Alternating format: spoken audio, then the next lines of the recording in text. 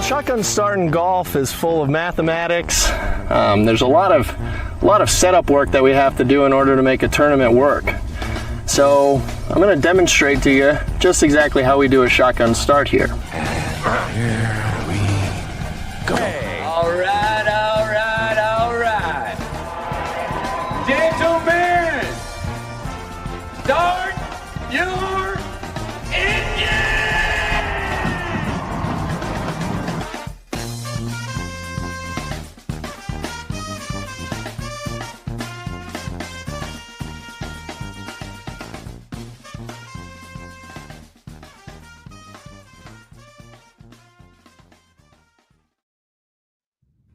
Greetings and welcome to a Wednesday edition of the Shotgun Start. It is July 16th. Andy, how we doing?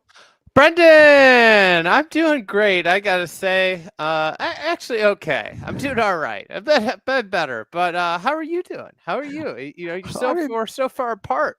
Similarly, but I don't want to be negative Nancy's here at the start. It's been a challenging few days to get this trip started. I as Paul McKinley would say, we're on the back foot, Andy. We're on the back foot coming into this week, but we're ready to be on the front foot. We're going to switch and we're going to get there. So it's been a challenging couple days, but I'm so excited. We're in Portrush. We've walked the course the last couple days. We've been in town a little bit. I've been reunited with one of two bags. Unfortunately, the bag is just my golf clubs, not boxers, socks, clothes, or anything else. But we're on the up and up. I'm excited. Why are you a little? Well, in terms of feet, because of a Sunday night tumble, playing some street hoops and Crocs. Not advised to do that. When you say street hoops, what are we talking? Are we talking Rucker Park, or you're just out in front of your house on the? In front of my house. Okay. The hoop is positioned near a curb, so the curb's in play on any approach or. Oh no! Like under the hoop. Yes. Yeah. Yes. Okay. And I'm operating with one foot, so I'll be on my left foot all week, not on my right. Yeah. A lot of rest, ice, compression, and elevation the last 24 hours for me. Were you playing the kid you gave the putter to, or the perfect practice green? What are you doing out in the street? I wasn't gonna say this. I'm embarrassed to say that I was playing myself. I took the dog for a walk around the block. Did you come in? You're like Jordan, on the other side. Just land on the curb? I don't know. I honestly don't know what happened. Saw a kid shooting hoops on my walk around the block. It was a beautiful night, and I'm just like, you know what? It looks glorious. So I grabbed the ball out of the basket and start shooting hoops. And I got the ball. I corralled a miss. And I think what happened is my Croc, which has no traction left, slid down the curb and then buckled. It was bad. I went down in a heap. The thing blew up. What a mess. I have to walk 18 holes tomorrow. You have a media day of some renown for an amateur match play event in September. Good course. It's like a once-in-a-lifetime video that we get to do. So I'm going to be like Tiger and hobbling around. No, wait. Just maybe not that severe, but all right. I feel bad for you. I hopefully want to impact your podcasting abilities, but I think it's actually golf. Accentuating. I'm incentivized not to move around. The only thing I'm worried about is, the last 24 hours, a lot of sympathy on the home front because of the way the ankle looked. I'm worried that me playing golf tomorrow, walking 18 holes, is going to throw all that sympathy out the window. You're going to have to come home, move some dressers around, some kitchen tables. Yeah, right back at it. Love that. Otherwise, I'd have all week. I have a nice runway here. Love that. All right. Well, we're going. We're flying. We're here. We're going to have dailies as we do a Thursday, Friday, Saturday after play. But this is the big preview show. So we should start with the news of the day. The big news of the day, Grant Horvat was not going to play in the CUDA because they won't let him film it. This became sort of the predominant discussion late. We have, arguably the greatest major and arguably its greatest venue with most of the best players playing well. And Grant Horvat is the discussion here, the drama as he WDs. Or was it the CUDA that he was playing in? The CUDA, which starts tomorrow, and he's announcing this, or Thursday, I should say, and he's announcing this. So, won't let him film himself. Are you, I'm sure that the competition will be sorely missed. Asterisk on the winner. Honestly, yeah. There's a lot of layers to this. I don't really want to talk about it. I don't want to. It was a misdirection. I honestly don't. I'm not super familiar, but the backlash seems to be as much as the go get him Grant, or the backlash to Grant seems to be as vociferous as the why is the tour holding you down? So that was the big news. Let's get to the how's downtown Portrush been? It's been good. So Joseph got here, his flight came in on time, so he came up here, got to explore TikTok the sites. Boy. Yeah, didn't realize how active Joseph was on TikTok. Well, I think he's just messing around, and he's messed around right into an international sort of punchline here. He's the dumb American. He turned the TikTok camera on literally on Monday morning. He goes, going into downtown Portrush, and this has made waves in Northern Ireland, as opposed to Midtown and Uptown and the meatpacking district and all the other things going on in Portrush. He said downtown Portrush, and Joseph, jump in here. There's apparently there's an active Northern Irish TikTok community that found this and is now just ratioing him into the center of the earth, making fun of it. You said it well. I don't have a whole lot to add. I'm getting ratioed into oblivion. I think Brendan said I just kind of been messing around on TikTok, which is accurate. Most of my videos get, let's say, 500 is at 150,000. And the Northern Irish are not taking it easy on me. So wonderful people, but I'm getting absolutely crushed. The one guy, they're mocking you. The one guy said he did it in America. He's like, oh, this creamy pasta is $300. So cool. Like just making fun of Joseph as talking about downtown Portrush. So pretty good. Portrush does not have a downtown, but you're just trying to figure out what's the main village, what's the center of town, what's the heart of it. It's kind of all one. Yeah, we don't need to dwell on this. Okay. But to me, my whole life, downtown and city/town center have always been interchangeable terms. Yeah. I don't know if I'm alone in that, but yeah, I wasn't even thinking anything of it, and then it's just completely blown up on me. I grew up in a town of 5,000 people. I refer to the area of the city center as downtown. Yeah, you're singing a different tune right now than when you were stoking the fires on Twitter. Well, this is the thing. Social media is there to mostly just stoke the fire. The one guy just absolutely murdered him. But yeah, it's been a good edifying couple days here. Have you guys had any pints? How's the Guinness been tasting this week? We haven't. We had half of one. I mean, I was walking wounded yesterday, so I had half one, and I was semi-delirious. I don't know what I was saying. It was not good. It was bad. It was not good. Was it in a can? It was in a plastic cup. I'm not going to call the establishment out by name. I was excited to have my first, and you just wonder with the crowds in town and the Americans none the wiser, probably, who can't tell what kind of care and effort's been put into a Guinness. They're just throwing it all at you, and it was not good. Joseph, would you concur? Yeah, it wasn't great. I'm not sure I'm the best judge of Guinness, but it was fine. I think it was just the spot and the circumstance, and it was being overcrowded. So that doesn't mean it's all bad here. It's just the one we had. So now that we're 10 minutes in, I was going to say your ankle. Yeah, we got the whole situation. Should we get to Portrush? Who's going to win? Who's your pick to win? No, we'll get to that in a minute. It's been a great few days. We've seen a little bit of the elements, right? We had some rain on Monday. It's basically what we're going to get throughout the week. What you expect at Portrush, what you expect at the Open. The course is minty. It's greener than these guys keep saying coming from Renaissance. Oh, it's greener, but to be clear, that doesn't mean it's it's soft or it's not firm as if it were in Scotland. So it's all set and primed. Everything seems like honestly perfect. I can't imagine. I mean, I don't know. What would you want? Tiger Woods playing here and playing well? There's really nothing else that you'd want for an Open Championship. Everybody's done their press conferences. We've got tee times. I don't know that I got a lot of the press conferences. We'll go through some of the highlights, but it is, as has become such a prevalent part of the discussion lately, activating a part of the brain, activating a part of the challenge that ostensibly the best golfers in the world rarely have to use in their annual tour.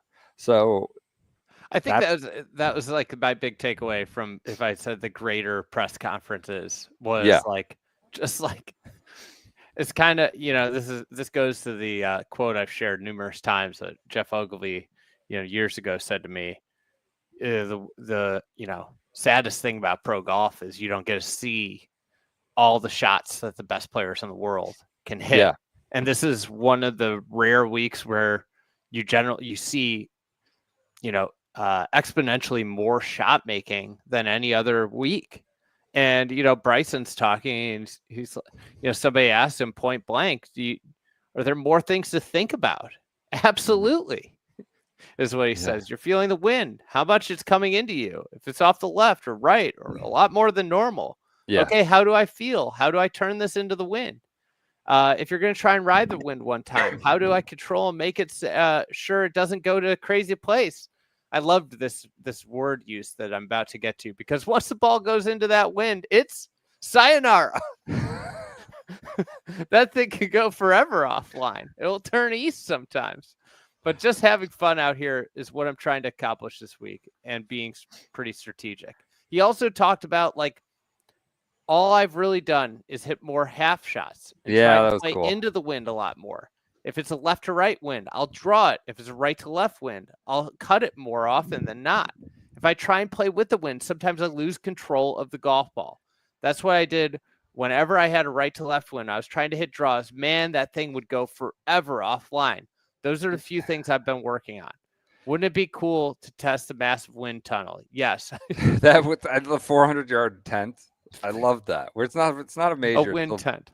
Bryson's proposed some like insane, invention that would alleviate everything. He wants a 400-yard tent to hit balls in with wind, essentially a simulator situation. Isn't that kind of understood convention? Like, hold it off into the wind? Well, I mean, it depends, right? Like, This is where it's such. This is why this event is such a beautiful, like, but beyond just the liveliness of the turf, the ball bouncing, playing in the wind is just such an art, because it is, you could begin to throw out, like, the ground number of, like, you have 162 to the flag is so dependent when you have a crosswind of the shot that you're hitting. You could go, if it's coming off your left, just straight off your left. If you hit a certain type of shot, like a fade, that, like, at a certain trajectory, that ball might go 5-10 yards further than your normal stock. Let's just say it's a 9-iron for these guys at 162.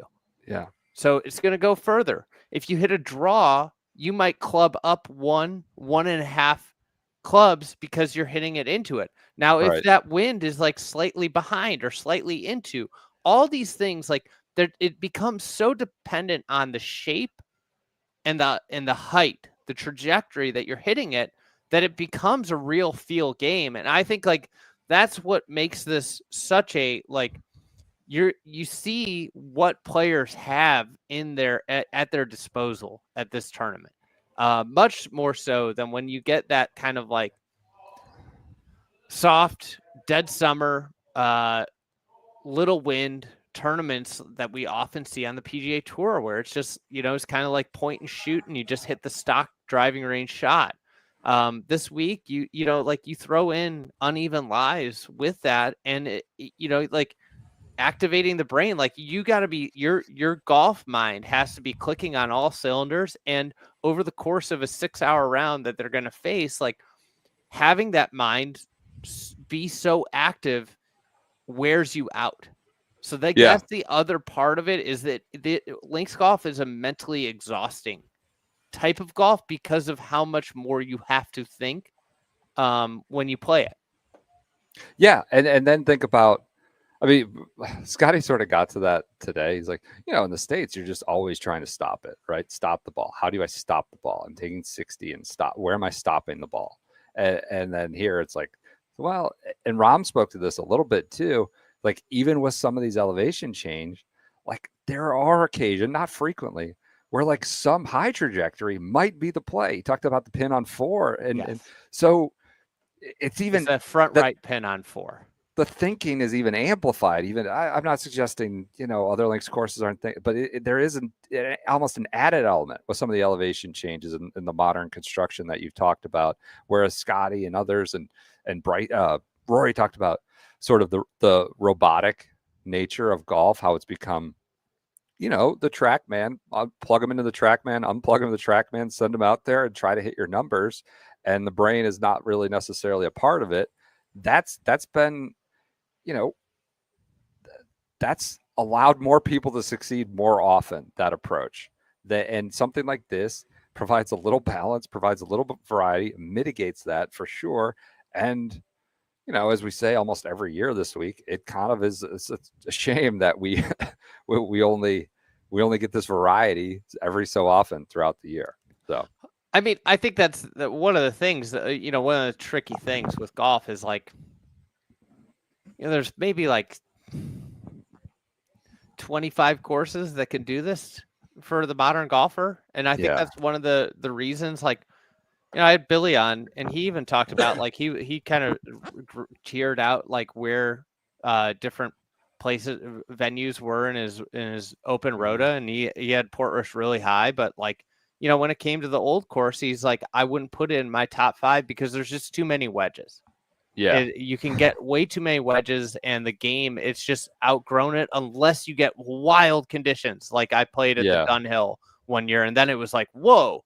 Like this golf course, but that's the thing, is like so few golf courses can do this, and it's why Portrush, I think, like to me, is at the top of the bucket, and that's why this week is this is going to be an amazing week of golf. You have the best players in the world playing, as good as it gets, going to arguably the best open rota venue they have, and I think that combination. You have a nice mix of gettable holes. Like you have like good short par 4 on both sides in terms of 5 and 17. You have really challenging holes on both of them. I think that you'll get there's going to be a lot of love, and rightly so, for the closing stretch and the opening stretch. You get out to like 4, 5. That I'm included 4, 5, 6 in that opening stretch is like stunning play. You get out on the sand dunes, but I think this, I was thinking about even writing up something about this. Where this tournament is going to be won is in the middle stretch of golf holes. That middle stretch dishes out punishment. What would you classify that as? 9? I'd say probably like you go 9 through 14. Okay. That stretch of holes is, you have a lot of greens that repel. 9, 10 gathers, but then you go 11, 12, 14, all repel in there. And you get these fairways that kind of move on angles.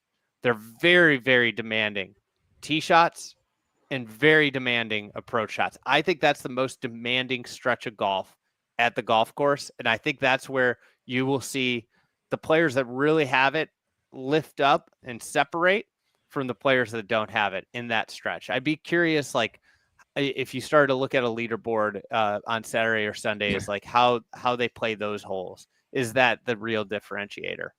Yeah, some great greens in there, obviously, and some real challenge. I think 11, I would say, probably not the most dynamic hole on the golf course. It's in that stretch, but we had a player today tell us they hit a 6-iron into it, and they hit a sand wedge the day prior. And so that's kind of, you talk about how they have to think like on every shot, but then like it's the challenge of like day to day, and you can't dial up the weather, and Billy just alluded to that at the Dunhill and versus the old course.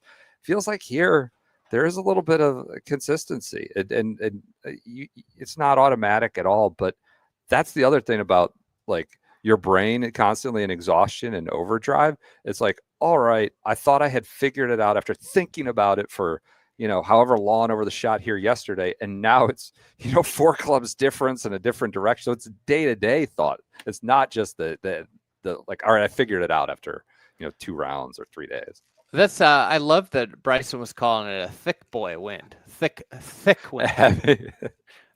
Which I've now said now changed to thick boy wind.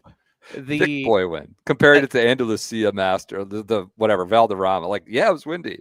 Not the same. Different wind, different kind. Go ahead. Like another alluding thing from talking to Billy about Troon was he was like, I kind of realized I need to learn how to play this course in this specific wind. I can handle it in one wind, and he's like, it was so great that I was there I played a practice round when the wind shifted into the wind that I hadn't figured it out yet. And that allowed me to figure it out. And I think that's the challenging thing with these courses, as you said, like the dynamic range with wind shifts is fascinating, where you might, if you might know how a hole to play a hole in a certain type of condition when that wind flips, because of how thick it is, how thick boy that wind is, it can completely shift and alter the way you play it. Right. And this is that's why it's going to be a treat. This might be my favorite major of the year. I always go back and forth. I think like every time it comes, I'm like, yeah, this is it. I don't think there's another major that asks more shot making from players than this major. And Augusta does it with supreme, design and topography. They ask a lot of questions and greens, but this major championship, because of the weather and the turf, can just it is so demanding and beautiful, and the range is really like, when you listen to music and a certain band or and you listen to a lot of it, when they have that, like, just like the vast range, the ability to, play just so much different styles. That's what you see here when players really succeed and are great links players, is that dynamic range of their golf game. And it is, I can't wait. Can't wait for Thursday morning. Is it the best Open Championship course right now? We just talked about some of the distance issues with the old course. It doesn't mean it's bad or it's an icon. But if we're talking about Open Championship, is this now the best? I think from like, if you incorporate everything, like one of the things that it has, like it's just like, even like the scale of the dunes, like Ireland, just typically Northern Ireland and Ireland, they have bigger dunes than in Scotland. Rom touched on this. He didn't really describe it, but like, it's just the nature of the island. Ballylifton, he was calling them all out. Lahinch, she's like, yeah, it's just different dunes. One of the things is that that translates to TV better, is one of the other things, is like how big the dunes are here. So if you incorporate even that, like, I just think from the golf course, is probably the most sophisticated golf course that they play, along with like Muirfield would be up there in terms of sophistication. It's probably the most sophisticated golf course. And then I think like the television product is nails. Like, I think when you watch it at home, it's like, oh, this is awesome. And the golf course, I mean, this is top 15 golf course in the world. This is as good as it gets. As good of a major course as it gets. Like, to me, if you listed out like the best major championship courses in the world, it would be like the top of my bucket would be Augusta National, Shinnecock Hills, Royal Melbourne, and here. Interesting. Good. Royal Melbourne, of course, doesn't get a chance to really host a major, but obviously a major championship course, if such a thing were to exist in Australia. Yeah, it's been a good a good start to the week for sure, and it feels like everything's dialed up. I think we've covered the course like in detail. We know it's like amazing. We know all the holes. We're going to talk more about the holes individually on CBS tomorrow. Check out the YouTube video. Like obviously that goes into greater visual detail than us just going hole by hole in an audio medium. But yeah, it does feel like for me, we obviously have the privilege of having been here. I think that helps us talk about it, of course. But it's not always the case with the Open Championship, but they're good friends from the RNA. We're working on it. We're going to start getting to all these venues. But go ahead. Question for you. What's it been like? You were there in March. Yeah. What's it like this week with all the infrastructure up? Like, is there, last March, obviously. Yeah.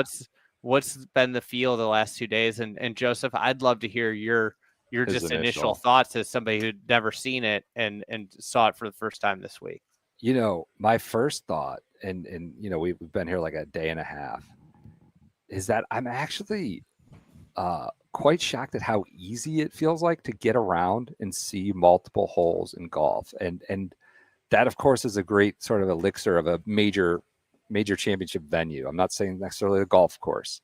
And we've seen that when it's challenging. I thought Oakmont was kind of hard, honestly, to get around and hard to see like multiple points, multiple spots on the other side of the highway. Build another bridge. On the other side of the highway, there's that like central area and there's no fans in there. And I've been sort of shocked. I think like last year I was like, oh, it's got to be so hard to like get from one, like, amidst the dunes, like get around and see multiple holes or get quickly from one spot to the other. I've been pretty shocked with the infrastructure, with the rope lines, how easy it is to like do some loops, right? Do a few loops, go to like 13 and 17 green, or just like getting from 13 all the way around to 18. It's like a good little mini loop you could do and see like obviously some of the greatest holes in the world. So that's been my initial impression compared to March with the infrastructure up. As a fan experience, it's easier than I thought to get around and see a lot of golf. Joseph, what do you think? Yeah, the first thing that stood out to me was the severity around the greens. That it is essential to testing the best players in the world that the green surrounds have to be severe. And these are very severe. Like I watched somebody hit a shot from one of the greenside bunkers on one, just hitting some practice shots in their practice round. And I mean, it was impossible to get anywhere close to the flag from where they were. So the severity around the greens. And then I thought Rory's comment was extremely intelligent, talking through the positioning of the bunkers. And you can't take bunkers out of play at this golf course. It's not like other links courses where you can decide I can carry these, take it out of play, or lay back short.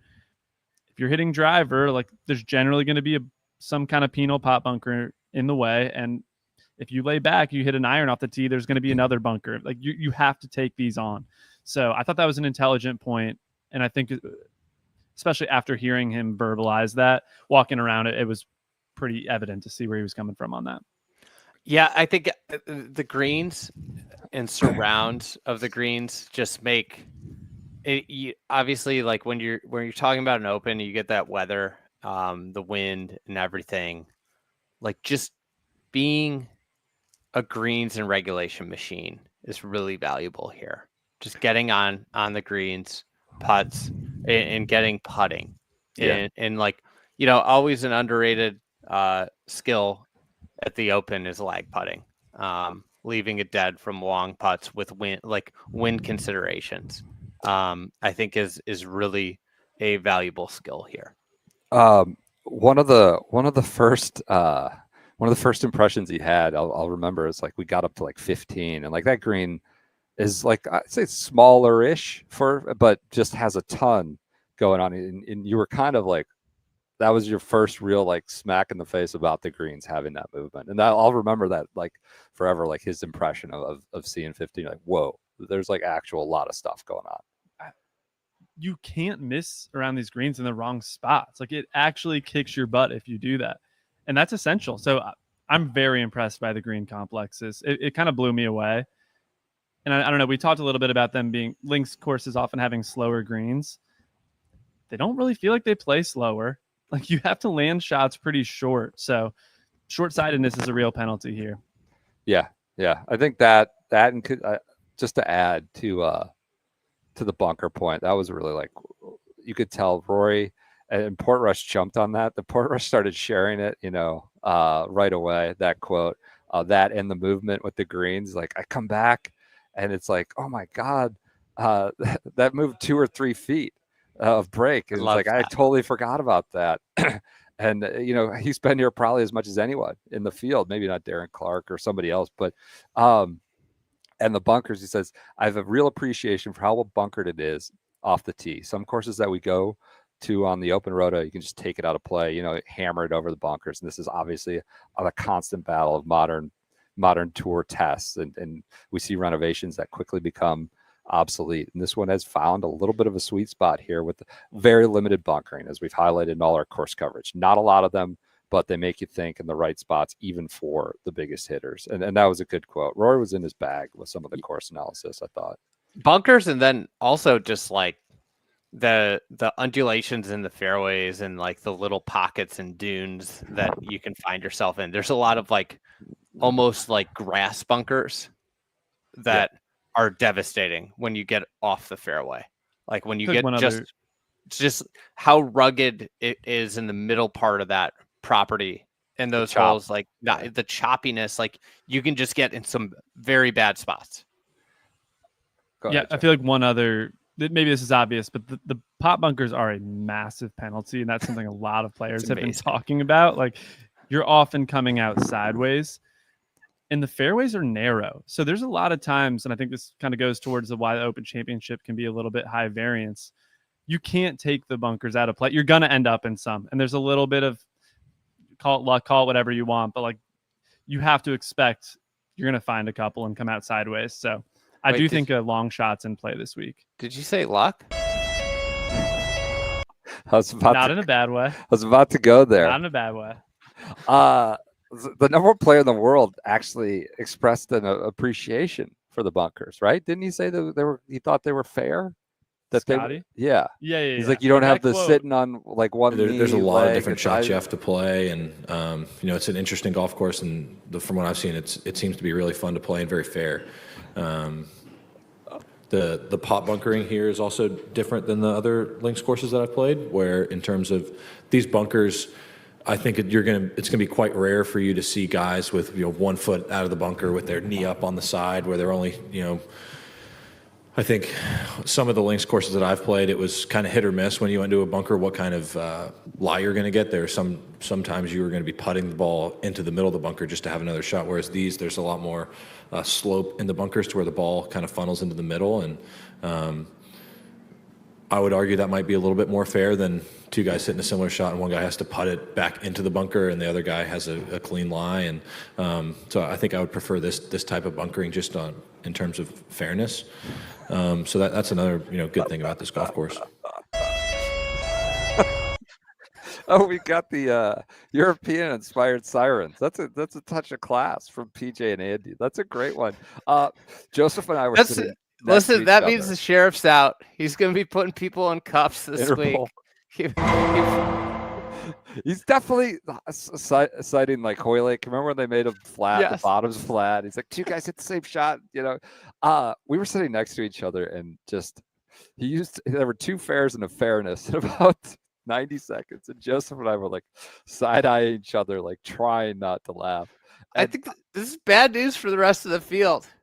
He likes the bunkers. I wouldn't say but the exact penalty is just highlighted, but in a fair way. That there's a fair penalty. The adjudication is feels proper. Like the justice system's working for him. He can go around there. He's not worried about, as you said, Victor Hovland out there committing petty theft. Holing out from bad shots into the rough. God, that's so good. What'd you make of Scottie today with like his quitting golf and the soliloquy? Yeah. I think Brendan, you have more thoughts on that than I did. My overarching thought was that Scottie sounded very low energy, and something seemed a little off to me. It didn't seem like peeved and annoyed. Like he seemed low energy to me. Did you pick up on that? I mean, it's got to be. I mean, he has to talk to the media almost after every round, and I think like maybe it gets exhausting, or maybe it's just like, what the hell do I have to say differently with energy this time around? But he let it rip at the end of the press conference. Little just kind of, last pitch from Doug Ferguson is like, let's get out of here, and he went for like 5.5 minutes. It was well received on Twitter. I thought he's a smart, good guy. I think he's like got his priorities in order. I admire like his mentality on so much. Like I think he's well intentioned. I also think it was a little incoherent and contradictory. It's contradicted itself in many instances. I think that would probably be a minority opinion based on what I saw popping off on Twitter. That doesn't mean I think he doesn't think about these things the right way, or is a bad guy, or it seems like he's sort of a role model in a way. But I thought that soliloquy was a bit of a ramble. And if he was just thinking out loud, then fine. He said he wants to quit golf. What's the point? What do I get out of it? But he also was like talked about how it makes him tear up, and he loves it. He loves practicing. He loves the achievement. He's like, he has so much fun with it, and losing sucks, and it really makes him mad. And so like it clearly affects him in a way. And I actually, his point about how everything's so fleeting, totally get that. That was one of I said it in the Masters. I don't need to go off on this too much, but like following Rory, and he's at 12, and he's like, whatever he was, 5 up at the time. It's like, this is what we've waited for 10 years. This is what he's waited for 14 years at the Masters. And he hit his tee shot on 12.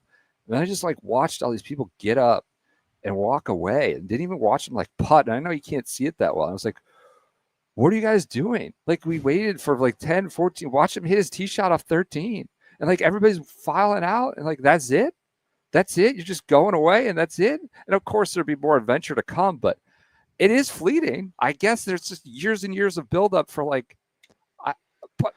I think it doesn't seem fleeting for Rory, the satisfaction of winning the Grand Slam.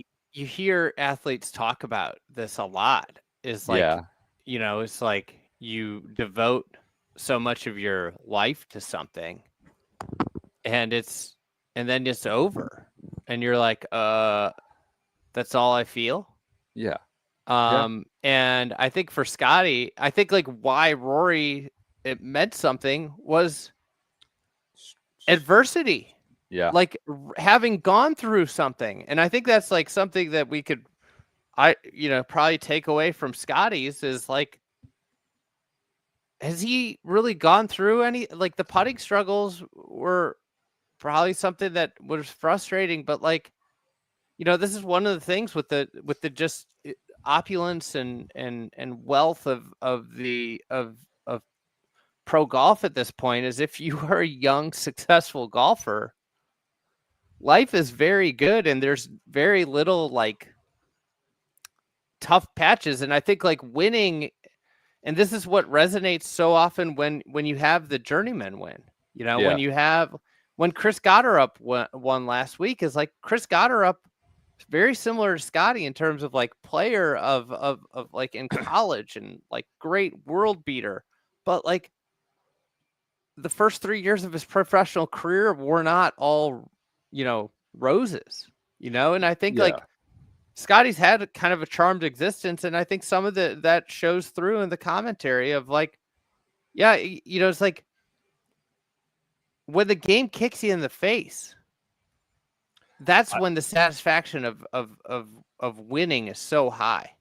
Yeah, I think you'll understand what it might mean to you to do well. Like it takes some pain to understand what it might. I don't know. I don't want to. So it didn't really have anything to do with the Open, but it was.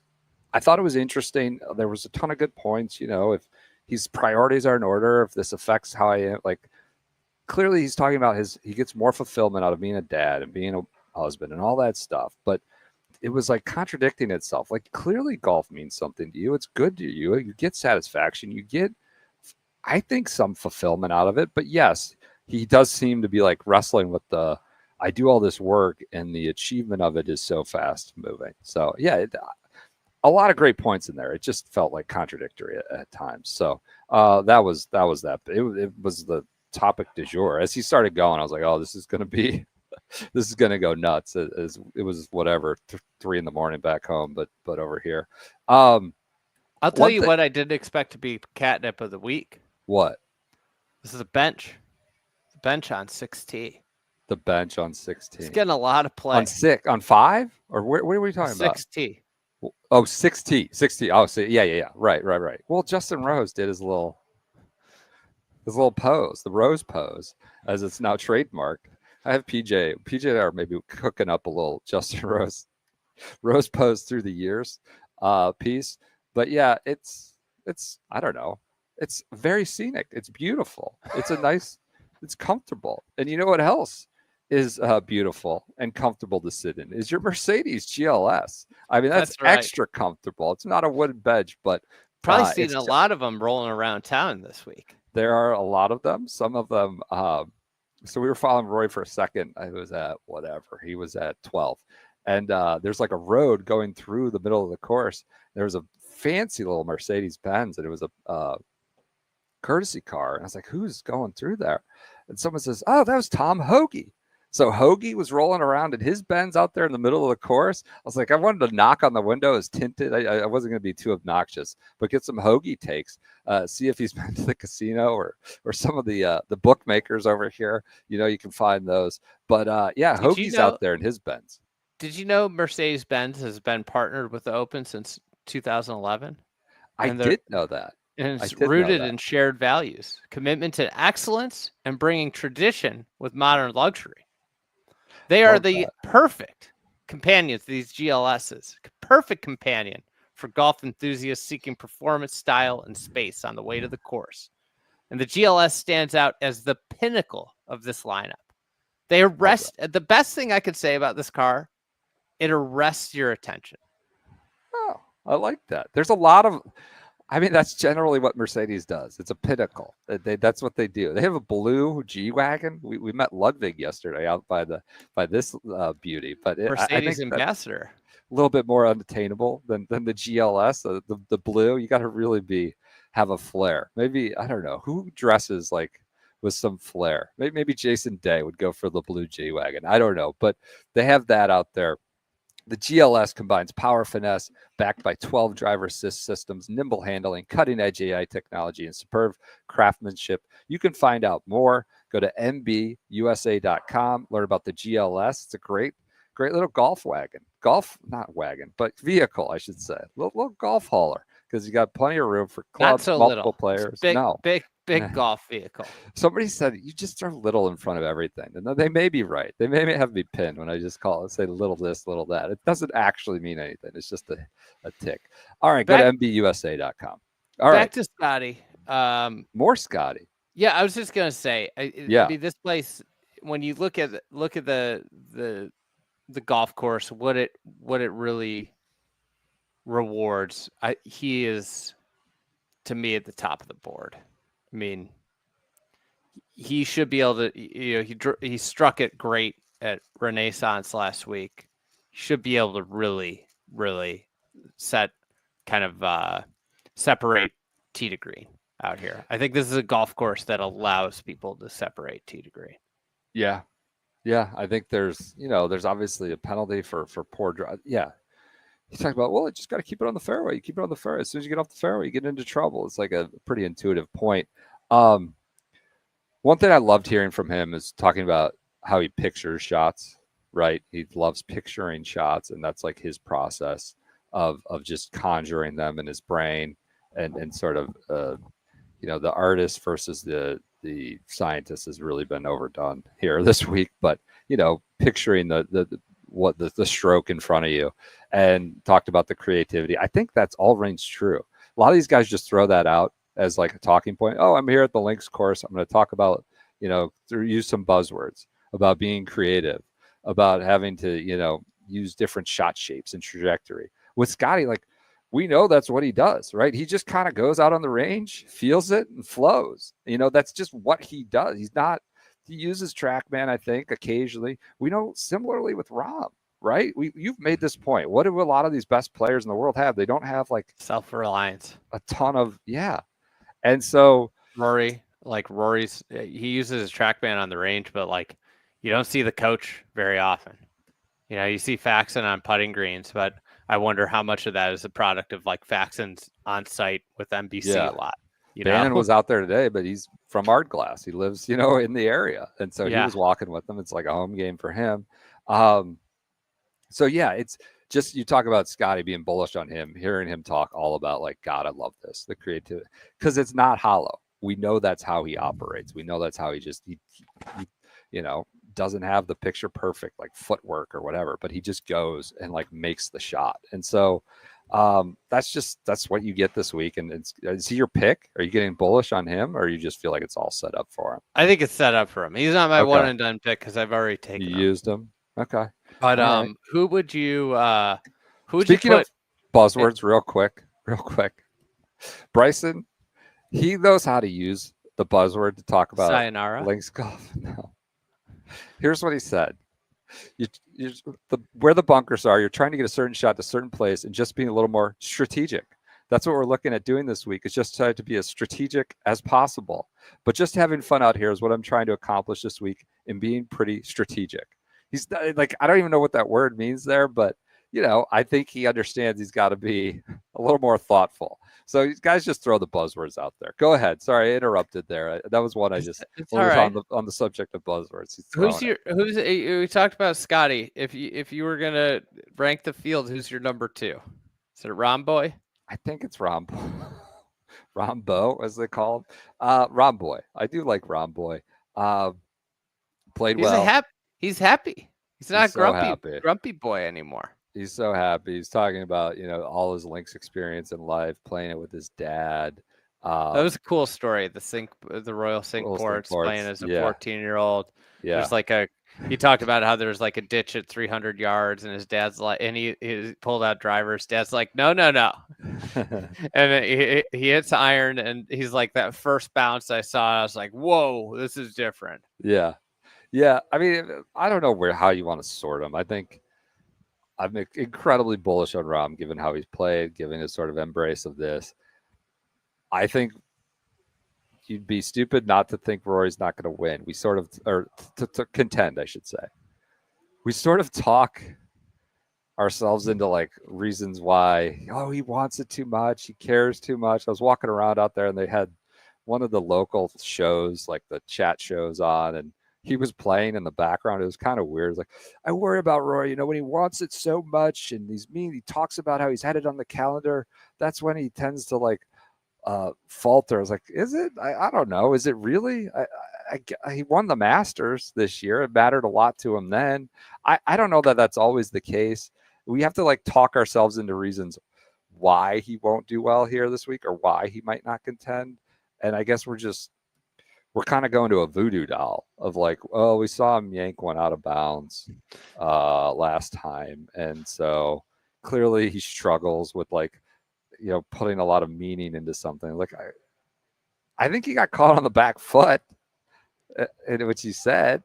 And so we should talk about it. I mean, where are you? It's interesting how he deviated from he's been shown up at majors later and kind of playing.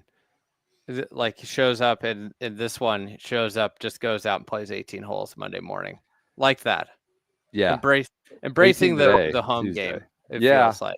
Yeah, it was interesting. He played 18 today too. He played 18 today with Clarkey and McKibben. So yeah, he's playing, and I mean, didn't get in till late from Scotland. He talked about how like last time he was just trying to make himself scarce, right? And because he knows everybody's out here to watch him. But this time I'm embracing like the adulation and people rooting for me.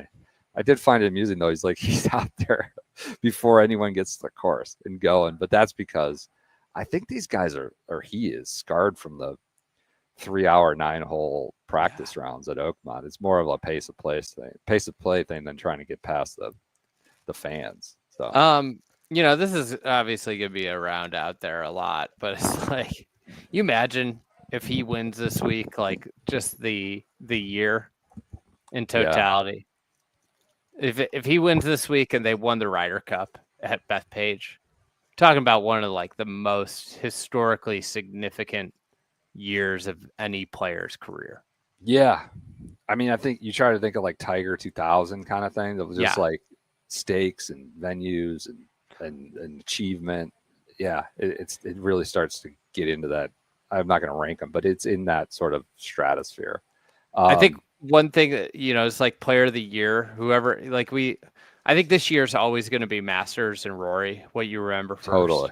But when you talk about who had the best year, this week is kind of going to be, if one of those two guys wins, it's a case closed, thing. Is not to do the thing I just sort of accused people. Like, is there a reason why we should? Is there a nit to pick? I don't. I think it's interesting. Like, it's like on the surface, whose year would you rather have? It's like I think Rory winning Pebble and Sawgrass and Augusta is like. Yeah, no, it's I think I feel like the work has been done on that already, but I get Scottie or somebody can go crazy. I mean, Scottie with the PGA and Memorial and yeah. I mean, Craig Ranch, the most impressive win of the year. I just don't see. I mean, Rory is like the full package. We've said this, and I was reading old quotes from 2019, and he's like, when I set that course record at 61, I was 16. I sometimes wish that I wish that cocky kid was still there. A kid who didn't know anything. And it was just cocky and just would go out and overwhelm the golf course. Well, there was a stretch of that there where he lost the cockiness, but was still just that was sort of the approach. I can overwhelm everything and I can go and just rip through it. And it succeeded in a way, but we're a long way. He's much more thoughtful, but I think he's clearly a way better golfer, right? He's talked about this a million times. And if you had to choose, you want the cocky, scar tissue free 16-year-old who can shoot 61 attitude, or the guy who probably knows how to play links golf better than he ever has. He feels like he's overcome that middle stretch, if that's you know what I'm saying, and come around.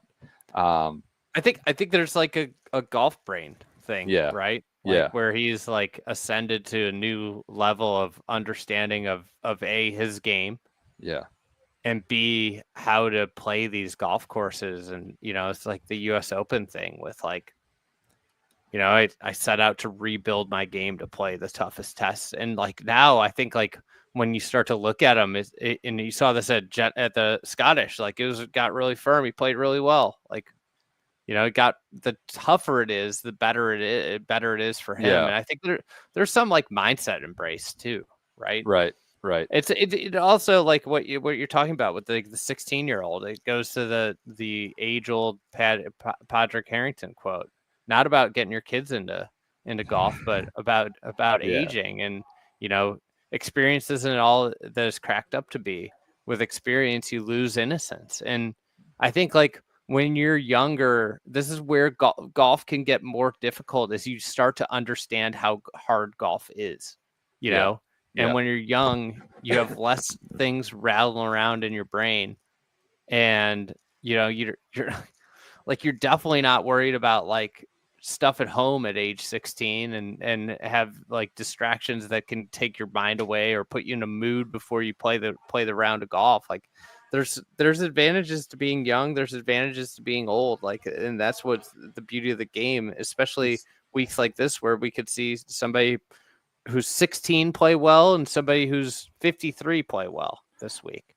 Not to just lean into the sort of the obvious, it just, like you said, it feels like that career year is or that all-time year is so within play. This sort of the storyline, the stuff that you kind of can be overdone and forced, doesn't feel out of reach and feels necessary and appropriate. We've talked about Rahm, Rory, and Scottie. Is there anyone you would kind of put in that tier? Is there a fourth guy you'd put in it? Bryson's got new irons. He's got old new irons. We wouldn't be a major without Bryson talking equipment. apparently the irons were too thick, and he Too thick blamed. for the thick wind. Well, he said he basically missed the cut at Oakmont because of his equipment.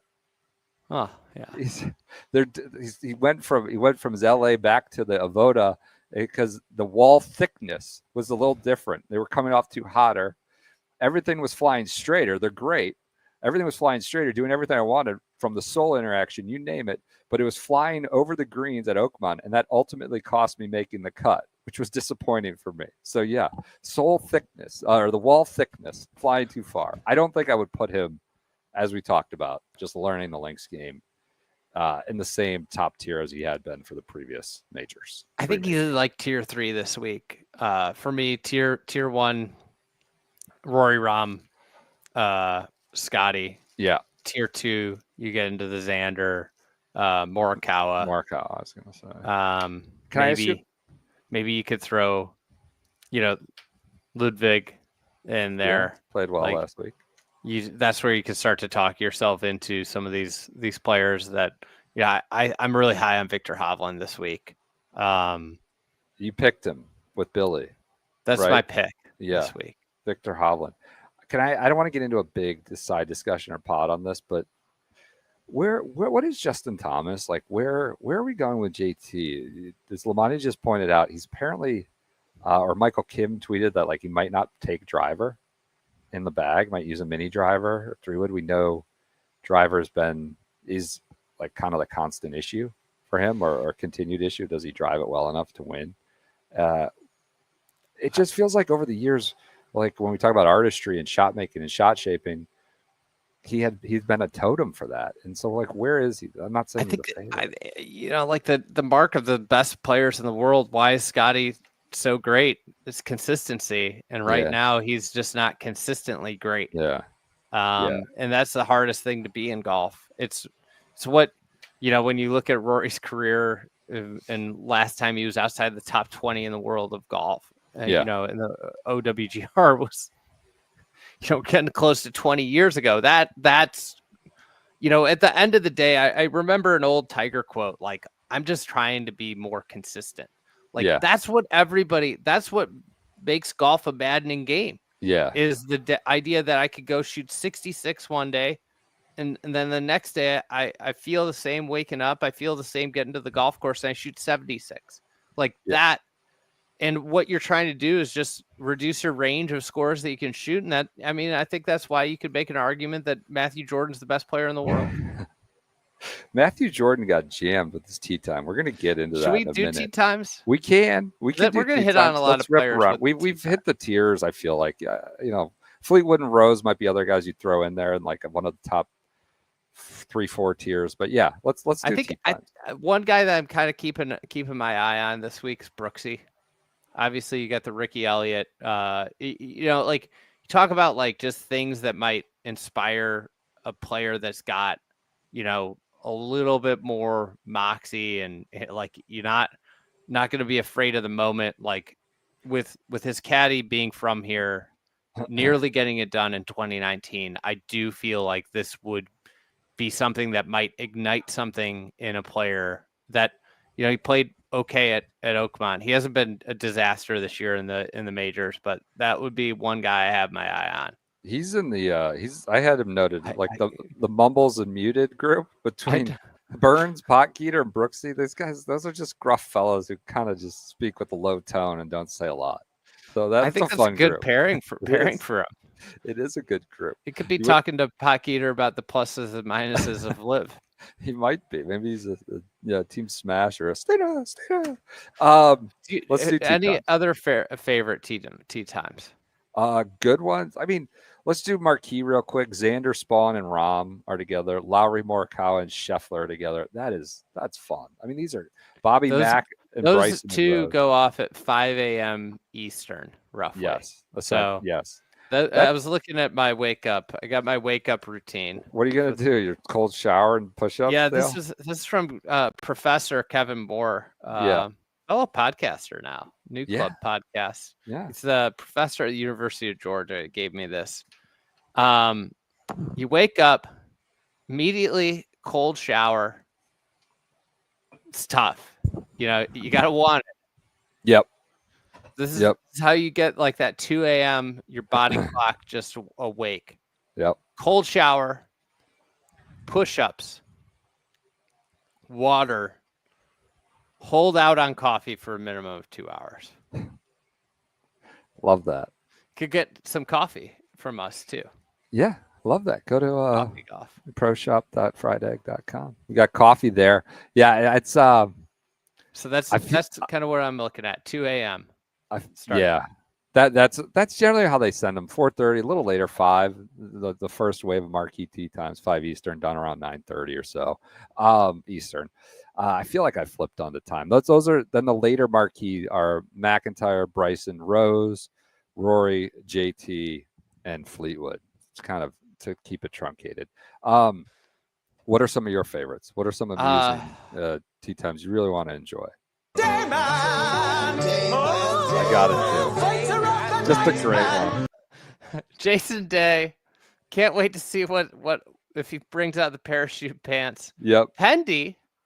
Did you know this? Did you know this is Pendy's first Open championship? It is? Yes. Wow. He doesn't feel like a good Open player. I'm just going to say that out there. I don't know if I have the stats in front of me. Hits a big ball. He's tall. The wind can blow him around.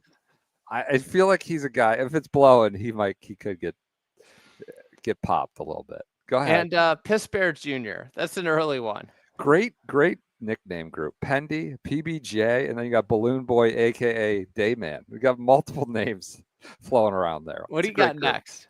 One that was curious to me is like Cameron Smith was like the former golfer. The RNA, like this one, the 150th Open at St. Andrews not long ago. Was arguably the best player in the world 3 years ago. Is with Justin Hastings and Marco Penji. Now, Andy, I'm back over here. I'm getting jammed for our pronunciations. And Penji's been a big sore subject with the Euro crowd. People are like, oh, God damn it. I cringe every time you go to it's Penge. It's Penge. You're getting popped for all our pronunciations with the Euros. It's my personal opinion on it. There is no personal opinion. I'm the president of the PGA of America. What's Rhea getting involved for? So yeah, Andrew Cotter, they're like, you got to fix the pronunciations. I was like, no, we're gonna just keep them intentionally wrong. Penji's been a sore subject. What's another one you like? I mean, how could you not love our boy Danny Van Tonder, Phil Mickelson, and Ryan Peake, the felon, who's gotten motorcycle gang, went to jail. Great story, but you got Phil and the felon with Danny Van Tonder in between. Phil probably has some insights for how to stay out. I mean, that's an interesting dynamic going on with that one. Peake and Phil. I mean, it's similar thing to Cam Smith. The guy is like the second greatest modern player behind, Tiger. He's got nearly 50 wins, 6 majors. We're sending him at 719 local with Danny Van Tonder and the felon, the New Zealand Open winner. What? I didn't even realize that storyline. One of the big storylines this week is will Brendan write a Phil think piece on Thursday or Friday. He's off early, gives him plenty of time to write that Thursday Phil column. Phil is tweeting like some interesting stuff about Live adding 35 event schedule. We unintentionally found Phil today. Didn't even we just walked into him like, oh God, do I got to write Phil now? Out there with Daniel Berger. What's another tee time you like? Yeah, I got Matty Schmid, who I think like I was looking at this. I think we could get a ton of Matty Schmid. He's close by the featured groups. This could be our seam this year. This is Matty Schmid, a fellow German. Yeah. Country singer Riggs Johnston, who won in South Africa in December. That's how he's in the field. He's an American, right? Yes. He's from Idaho or something. Yeah. He won the European Tour it was, I think, the South African Open or something. I remember watching it in December and being like, I think this guy might be good. And he hasn't done much since. And Dick Teeter from Estonia. I have many Teeter tales.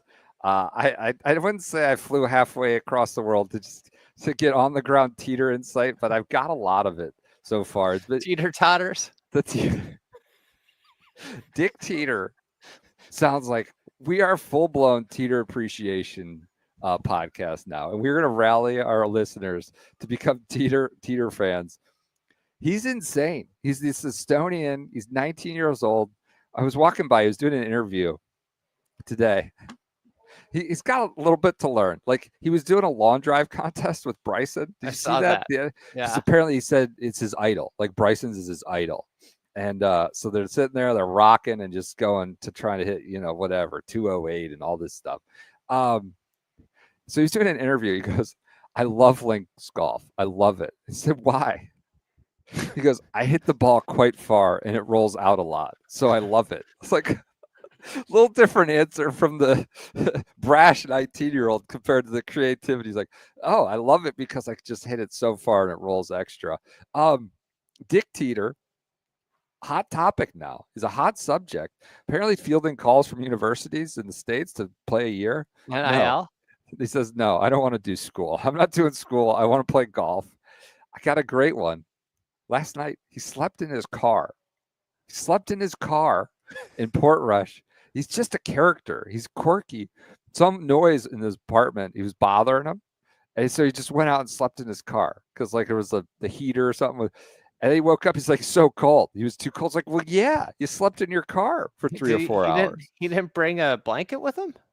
I guess not enough. I mean, there's no heat still. So he's doing that as he plays his first major. So there's 7 courses in Estonia.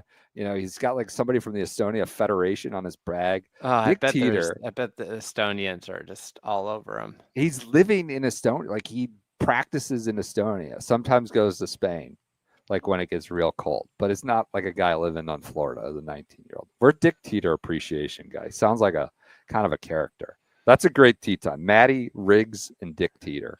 What else you got? I got this is one that tickles. You got the great one, Matteo Manacero. Yeah. Big leash. Yeah. Hitting balls to the opposite field. And Stu Cink, another big guy. Two big guys with the diminutive Matteo. Matteo and like Leash just back to back, kind of finding gaps because they're both like precision type. Stu might be the long hitter in that group. He Senior is tour Stu at 52 or whatever it is. That's a good one. How did you not go to the Illinois Thomas Dietrich? I was gonna get there. Are you gonna save this as like your top group? We'll do that. We'll do that later. I like Sepp, Ben Griffin, and Akshay. Some great characters there. Denny McCarthy, Nico Echevarria, and Patrick Reed is genuinely a fascinating group for me. I think like all those guys could maybe get in the mix for different reasons at some point this weekend, but it's a cocktail. It's a potent cocktail of personalities. P finishes top 5. Got it? Calling it? Real Ryder Cup conversation needs to be had. I mean, he's putting it all out there. He's got like, I know everybody's pretty motivated to win a major. He's like, I got to do it. I got to go. This is the week and I'm going to go do it. We'll see what P brings. What's another one you got? How about Justin Leonard playing with Thirsty Boy Thurston and Antoine Rosner? Big Twan, the Thirsty Boy, and Justin Leonard. God, that's a terrible group. That's like a who's gonna break 75 group. Come on, Big Twan. Big Twan. Thirsty's searching. We're not gonna see a repeat, I think, of last year. What else? Do you think? I don't think Andrew Novak's gonna get to talk a lot of football. That could be. I might be fading him because he's not going to talk a lot of football with Matt Wallace and Matthew Pavon. I saw that. It's an interesting group. I think come on, an awesome group. That's going to probably be the second to last marquee. Spieth, Ludwig, and Victor. I mean, that's a fabulous group to watch. Legit. We're going to see a lot of it. Any other ones? Aaron Rai, Sahith Thagala, Harry Hall. I find that as a golf consumer to be a fun one to watch. Some artisans in there. I got 2 other obscure ones here. Oh God. Young Han Song George Blore. I'm very interested in Blore. I had this as a worst one. One of the worst tee times. And the Juice Man, OJ Farrell. The Juice. Playing with one glove. The Juice. Does his glove fit? You should use black gloves like Rye, some of the others. OJ Farrell. The Juice. George Blore. I'm just like, I saw his picture. He's wearing a bucket hat and he's got glasses on and like a patterned shirt in his picture. I'm like very interested in this fellow. George Blore. I mean, this is the beauty of the Open. You get the some English pro, a Cavendish member. This is a Mackenzie course I've always wanted to see. Yeah, I'm rooting for George Blore this week. He's going at like 8 p.m. It's 4:16. 4:16. Not gonna be in. Last guy out, George Blore. Honestly, waited for years to add this to the soundboard since his near win at the Asian Pacific Am. Saddam is played with Riki Kawamoto and I want to talk to Samson. Samson Zhang. That is a I want to great talk first. to Samson. Now, this is the listener, we skew to like, I don't know, millennial and 30s. Are they going to know what this clip is from? Samson Zhang? You think this is who he's named after? Probably From this named after clip? Dave Chappelle in the 1998 great movie, Half Baked. Just a staple. Hit it one more time. Samson I Zhang. want to talk to Samson. You've been waiting. I don't know if you like that group, know anything about it, or care, but you just used it for the soundboard. Samson Zhang was a star at Cal. Cal Bear. Yep. He kind of folded at the Asia Pacific. Otherwise, he would have played in the Masters. Right. I think it was at the Royal Melbourne, maybe one. And then like a Andy Catnip group, I would say, just absolutely celebrating all things Andy. You've got Thomas, don't call me Thomas Dietrich, Chris Gotterup, and Lee Westwood, the sporting gentleman, returns to the Open Championship. Almost won here. Paired with an Illini and a fellow, I would say burly. Westy's not as burly as he always been, but burly boy. And Gotterup. That is an outstanding trio, an incredible combo. This is a good pairing. You're a happy boy about that one. Should we go to worst? Should we go to worst? Now, I love the Open because as American audience, we're myopic and we can't. I get it. We kind of can't see beyond our borders too much sometimes. And it's terrible, and we can't see beyond our tour. But you get these names, and you're like, George Blore. That is an Open Championship name if I've ever seen one, and we appreciate our introduction to them. But they're also guys we don't know as well. So what's a worst tee time or one of the bad ones out there for you? Oh God, for or do me, you just this have one. one worst? I think this one is it's the Dylan Naidu, Darren Fitchard, and John Axelson. I don't think anything else is close. Joseph is busted next to me. This is the most hardest I've seen him laugh. John Axelson, Dylan Naidu. And who was the third one? Darren Fitchard. Darren Fitchard. Like anytime you put Darren Fitchard in that group, it's gonna like sound off alarm bells for me. Yes, exactly right. I think the worst one, a bad one, with a little more American touches. I'm sorry, Brian Campbell, John Catlin, and Fraser Jones. This is my second one. Nobody's following them. Nobody's following those people. I feel bad. The worst one, I'm just going to throw this out there. Here's my worst.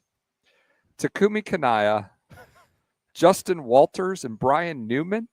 And they sound like two NASCAR drivers. Justin Walters coming around on the outside, passes Newman, drafting. Here, Kanaya's in. Like, what? Walters and Newman are with Kanaya. We know he was a McCormick Medal winner as an amateur, but we haven't heard a ton from Takumi Kanaya. That's a bad one.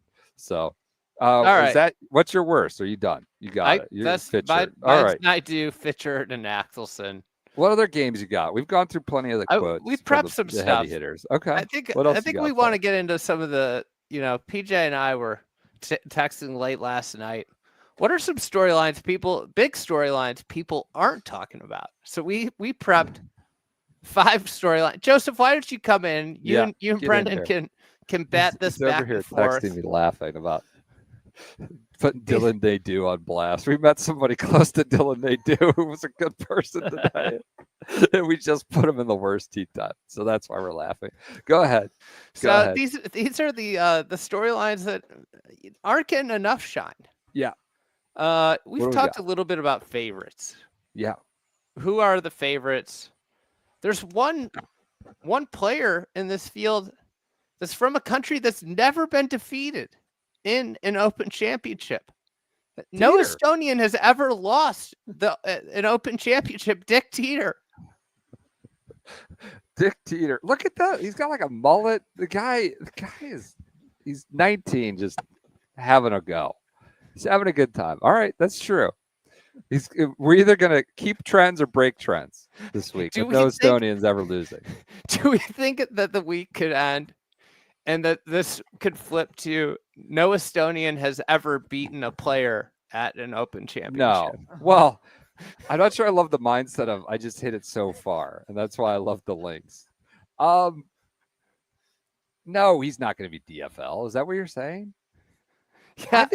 Well, I don't know. I think come Sunday we could have a sensation.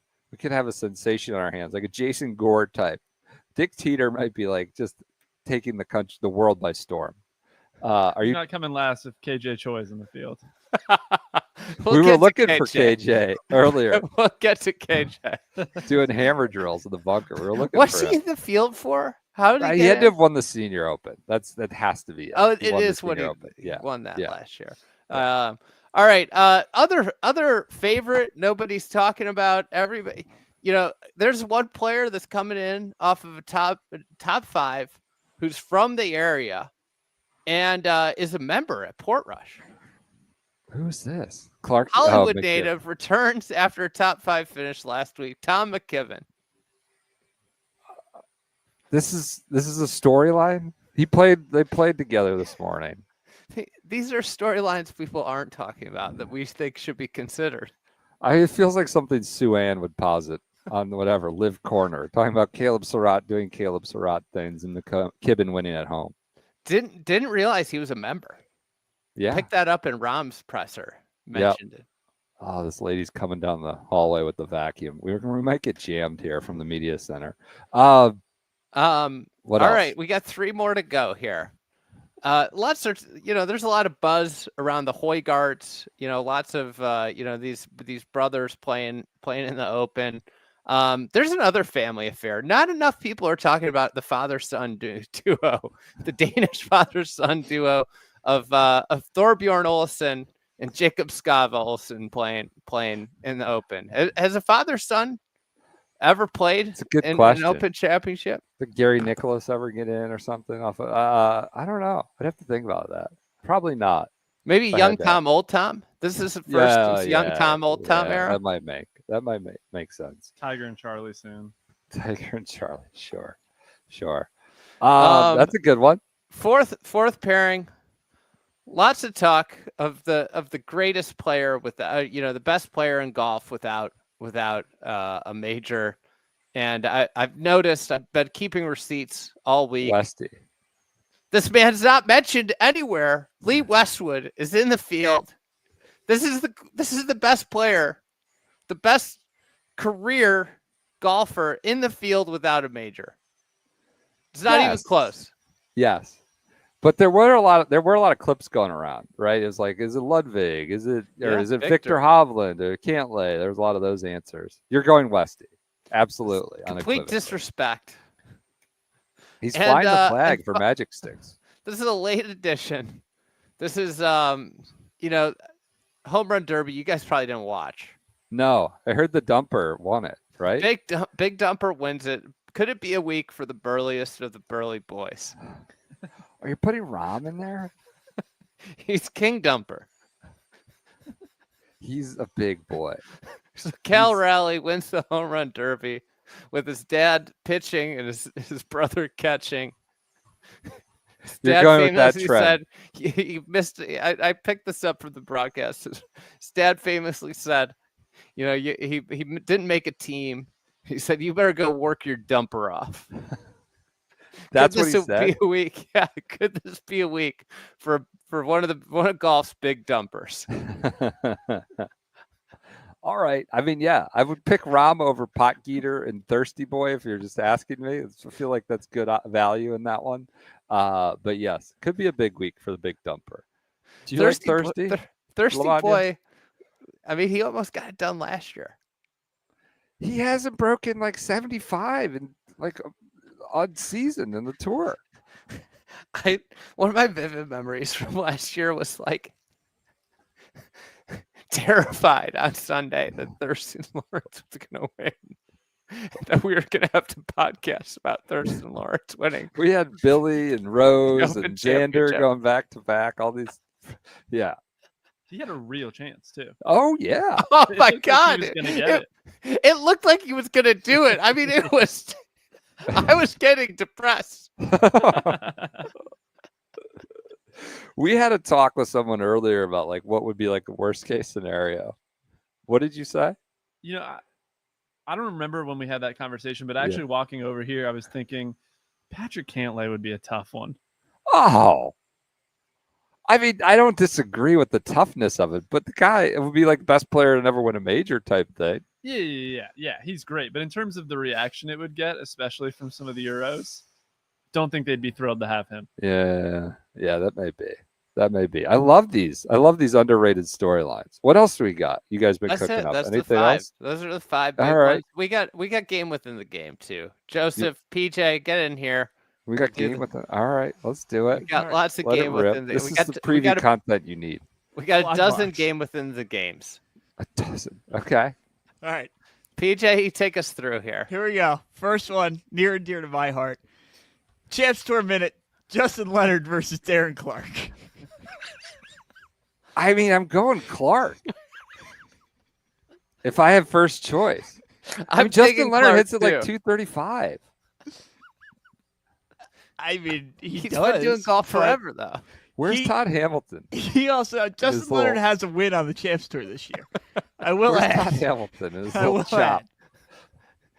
Joseph, who you got? I'm taking Darren Clark. I might even consider Darren for Low Clark.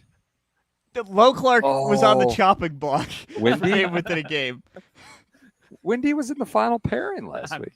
All right. I'm taking Darren. Yeah. Pete? that's an easy one. I'll go Justin Leonard. I'll be on an island here. All right. Uncle Darren, so sorry, but I'll be on an island. Uncle Darren could spend too much time in the Harbor Bar this week. That's Uncle like, Darren's got to that's deal what with the you can- home game. He There's a lot of lives on the pressure. course. I Yeah. don't know if you know this. He has a house. He's got an entire corner of the Harbor Bar, the Darren's corner. So you got to watch out.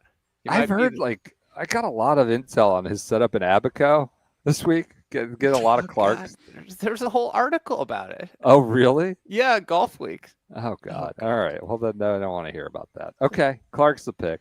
All right.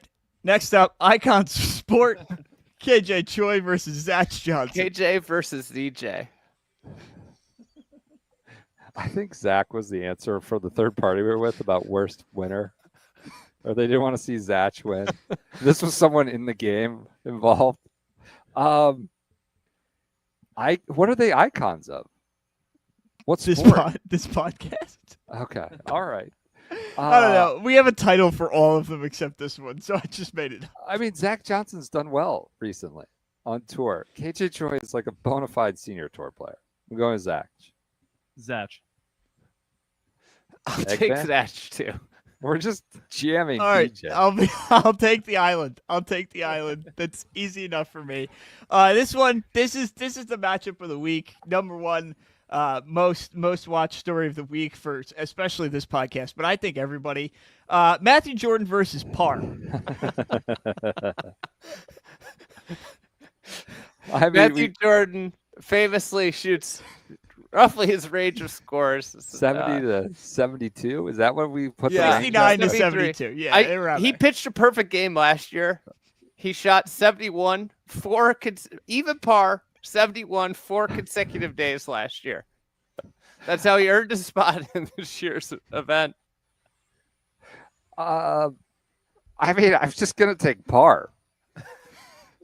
Par. push? Yeah. I guess this could be a push. Yeah. If you push, you win. You win automatically. All if right. You take par and he wins. All right. That's a good call. I'm gonna take par though. I'll take par. All right. I'm going Beach. Matt Jordan. I'm taking Matt Jordan. This is good. Good one. Andy, what are you taking? I'll take Matt Jordan too. There we go. All right. What else we got? Glorious last shot. Adam Scott versus Sergio Garcia. This is two major champion players of an icon. You know, there's been so many highlights of opens floating around. Forget how many of these Sergio could have won. Scottie. Scottie too. Fewer opportunities, but maybe the best of them all.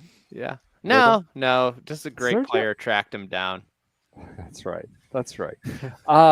Great player tracked him down. I like Adam Scott. That happened. I like Adam Scott. Sergio's not played well for a few months. God, Brendan and I are going to make all the same picks. I'm Yeah. taking Adam Scott. He's been on a tear recently. Yeah. I'm Take taking Serge. I'm taking my guy Serge. I'm going Sergio too, because I think Brendan needs to write Sergio. To Yeah. get Phil out of here, I think That would Brendan be- needs to write That'd be Sergio. good. I'll go out there. Sergio's else? thinking Ryder Cup. Dual sport athletes. First God. baseman Mark Leishman versus OJ. This is the first time I've seen what OJ Farrell looks like. We made several jokes about it. But this is the first time I've seen it. He's a Mizuno sponsored fellow. He looks like a good lad. The juice. I mean, this is so ridiculous. Dual sport. I'm gonna take the batsman, Mark Leishman, over the juice. Seems like a more accomplished golfer. I have to take Leishman as much as I want to deviate at some Yeah. point. This one's pretty lopsided. I'm taking Leishman. Give me the juice. The juice is loose. I think me and Andy are lockstep here. This is, you guys have fun over there. Me and Andy are gonna take the all meme team on this side of the Atlantic. Love it. I'm gonna wake up early on Thursday and pour myself a glass of OJ. Lock in. Well, you're gonna have to wait a while. It goes off at 4:15 p.m. That's still morning where I live. All right. All right, Troon Part 2, Phil Mickelson versus Henrik Stenson. Good one. Oh, this is a good one. I like this. I like Phil. What's Henrik doing these days? Not that Phil's. I like Phil. I'm taking Stenson just so we can Break it get up. on different pages here. Love I'm going it. Stenson. Love it. I'll take Phil. I'm gonna take Phil. I'm rooting for Phil because I want to see Brendan burn the midnight oil for another Phil Flyers. story. All right. Love it. I'm taking Phil. I'm leaving Joseph out on the island. What do we got now? SGS favorites Dick Teeter versus DVT Daniel Van Tonder. Teeter versus Tonder. Teeter versus Tonder. I can't not take Teeter after getting ingratiated with this story today. I'm Dick Teeter all the way. I'm going Tonder. I think it might be a tough week for Teddy. Teeter Tonder. God. I'm taking Tonder. It actually, speaking of our mispronunciations, it might be Tedder. With Teddy Tails. Teeter. It is not Tedder. It's not here. All right, I'm Teeter going. or Tonder. I'm going Dickie T. All right. Tag team match: Hoygaards versus Olisons. Oh, come on. This You is have a- real this is a twins gross versus our score. Podcast. I think this is a good matchup. It is a good matchup. Nikolai's been kind of a wandering. I'm going with the Bears, the urinating bear duo, against the Hoygaard twins. Who you got? You took the Bears. Yeah, No, I'm urinating taking bears. the Hoygaards. Yeah, I'm taking the yeah, Hoygaards. yeah. I'm taking the Hoygaards. I'll take the Hoygaards too. I'm going with the Bears. Piss Bear Bears. down. Bear Yeah. down. All right. Hogan Cap, Harry Hall versus Bryson. Well, I mean, there's only one Hogan cap. I think this is a great matchup. This is I a think this completely actually honest. is really good. real matchup. I'm going Harry Hall. The Peaky Blinders, gentlemen. Going with Harry Hall. I'm going Bryson. All right. Peach. Joe- I'll take Harry Hall. All right, I'll get on the Bryson bandwagon. I like this. All right, Jordan's Smith versus Spieth. God. I'm taking which one of these guys is more of just a guy? Like Jordan Smith, even down to the last name, it's like the most ubiquitous last name in all of like the English language, Smith. I'm going with Jordan Spieth. This is disrespectful. I'm going Jordan Smith. Filled with perspective, Spieth. I'm going Smith. Joseph I saying don't know that Smith. this is going to be a great Wow. week for Spieth. Why? Just had a kid? It doesn't look good. The iron play's been really bad this year. Okay. Looks like he was struggling a little bit on the range. I'm Go taking Smith. Smith too. I think Smith's coach Shanksy's gonna have him just in a great spot. That's good. I'll- You I'll- like Shanksy. I'll join Justin Guyland. All right, we got two more. Author versus director. Dan Brown versus Sebastian Soderbergh. Two artists. Two purveyors of the fine arts. I'm going with Dan Brown. Danny B, the Da Vinci Code writer. I'm going with Dan Brown. He played well. Played well last week. Played well at this event last year. Dan Brown. I don't even know what Soderbergh's up to these days. He's just taking a while to make his next film and cast it. I'm going with Dan Brown. I'm going Dan Brown. Yeah. Coming off a win a couple weeks ago with BMW. Dan Brown. Give me Angels and Demons, Dan Brown. I'll Ripping take heaters. I'll take the island. I don't want to take the island. I like Dan Brown, but I'll take the island. Now, Seabass. we went back and forth on this last one for a while. Vacuuming us out over here. They're just Andy- vacuuming like crazy, trying to smoke us out with the vacuums. They are. They don't want to. They 10:30. don't want to see this one come to fruition. Okay. We were trying to work one of these guys into a matchup for like a good 20 minutes. Andy finally pulls this one out. Jailhouse Rock, Elvis Oh, versus God. Ryan Peake. This is good. And two fellows from Oceania, right? Yep. The Kiwi versus an Aussie. I'm going with the peak time. I'm going with peak performance. I'm going with the felon, Ryan Peake. A great story riding that. Elvis will have many opportunities. You never know. This is Peake's second chance. He's going to make the most of it. I'm on life. actually just now looking as I made this graphic and I didn't notice until right now. Ryan Peake is a good athlete. Yeah. He's in his Golf Channel feature. He was wearing a good hat on a Oh. boat. They're getting in with felons. It's a bad, more like Well, that. All right. all You know, right. there's a wholesome American story. Sure. Team Elvis. Saw him out there practice around with a couple rippers today. Oh. Very talented. I'm taking Elvis. Unsubstantiated Good rumor. player. Okay. I'll All take Elvis too. Oh, you're not going with the motorcycle game? I think Veteran? I like to zig when everybody's zagging. All right. There's All right. there's been a lot of peak content. There has. I feel like There we were out front of the peak content. So We were. I think Peake? Elvis is gonna be all shook up, going Peake, riding with it, Terrible That's cliche. it. That's all we got. Amazing games within the game. Any other cleanup you want to do for the Open? The guy's vacuuming like pretty much, I can't even hear it. Joseph's feet. Okay. Well, it's shoelaces. kind of incredible. I would turn the camera if I could. What else do we got? Anything clean up? Picks? We need picks. We should do that. We should probably do that. News, Doral is coming back. Don't need to talk about that on the PGA Tour. All right. We've talked about it, broken it down. Do we want Lavanya, to you talk get about in here. CUDA tee times too? No. I did get a breaking news. Davis Riley is WD to get the Solicitor General. Seems like dicey territory sending him out to Reno, the Solicitor General. But he just got in the CUDA with Davis Riley getting in the Portrush. So let's go to picks. Lamanya, who do you like this week? You're jumping in full SGS here. I really do like John Rahm. Sure. I'll go John Rahm. A little bit of Scottie skepticism. I think we could see anything from Rory. I really like Rahm. Okay. I'll go Rahm. All right. I don't need to elaborate more. I picked him like the start of the week. We just picked all the same people this whole after this whole podcast. I'm going Rom too. This is the group easy thing one. that happens when you're together all week. Use your live. When you're hanging out in downtown Portrush together. PJ. I'm taking Big Shot Bob.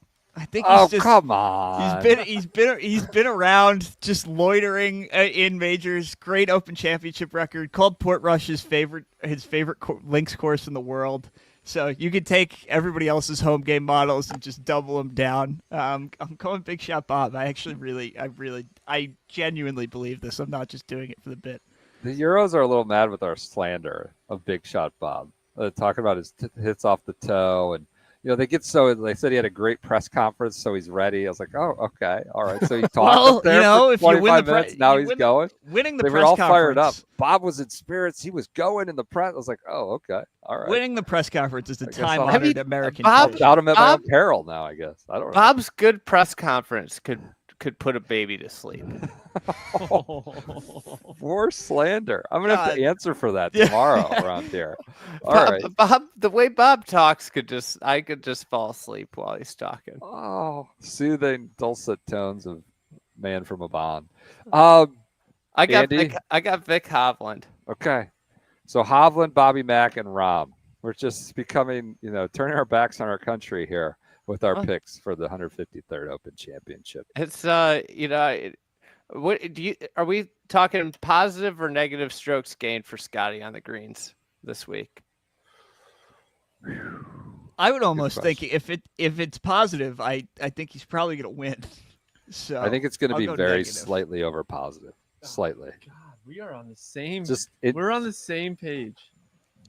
I think he's going to be okay on the green. Everything I've seen. I don't want to get into two more analysis here at the 100-hour, 40-minute mark or whatever it is, but I think these greens are a little bit more familiar and homey to him. Are they going to be slower? Yes.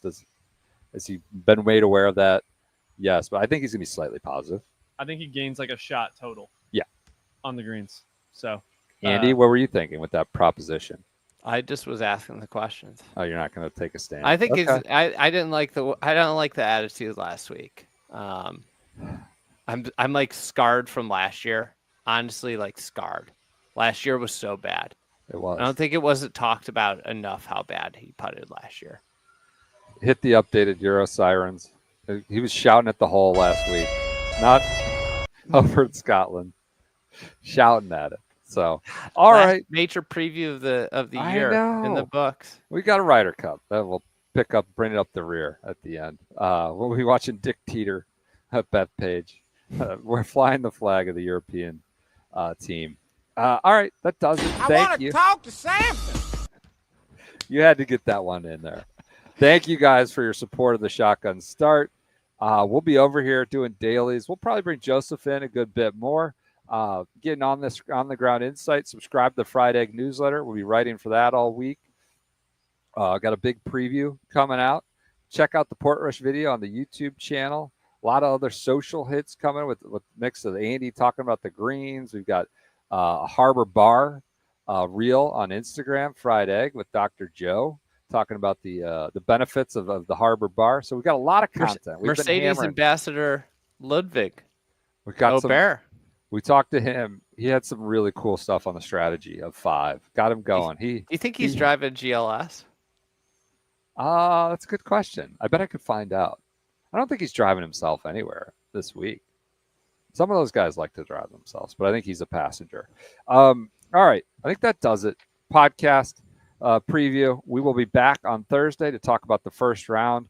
Going live, I assume. We'll be live, fellas, like at whatever, 4 Eastern-ish. Probably a little bit before before OJ's coming down the highway there at the end on the last few holes. We're gonna go live before those last groups. Can we figure finish. out? Somebody asked in the YouTube chat if you can figure out his caddy's name, if his initials happen to be AC or not, just for the sake of the. You bit. want me to go ask? You want me? That's the kind of report you want me to go figure. All right, I'll snoop around. That. Could you imagine if the answer was yes? That'd be great. Emmett Walsh in the comments on YouTube. Sorry I'm late. What's on the docket tonight in downtown Portrush, Joseph? We may head downtown, It's but 10:45. I think we've seen enough of downtown. I think tonight we may go uptown. We go uptown. All right. That does it. Everybody enjoy your Wednesdays. Thank you for your support. We'll be back with you on Thursday after play.